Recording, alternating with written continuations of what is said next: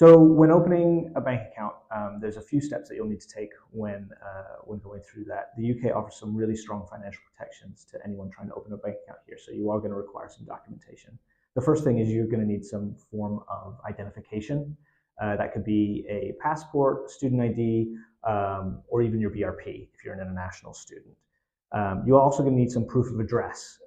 If you've just moved into student accommodations, you can get what's called a bank introductory letter from the MyEd account. And if you're moving into private accommodations, this can be anything from like a utility bill or any other form of documentation that you've received as official. So not necessarily like an advertisement that you would get through the mail, but something like a council tax letter will work really, really well. Most banks are going to want you to apply online, so we would really recommend that you try and apply online first before you go into the branch, because if you go into the branch first, they're just going to ask you to try and apply online first. If you're an international student, you may not be able to open what are the banks provide those student bank accounts with overdrafts because you need to have a certain amount of residency, usually around 3 years. So they may redirect you to sort of their just sort of classic or basic account if you're an international student who hasn't been living in the UK.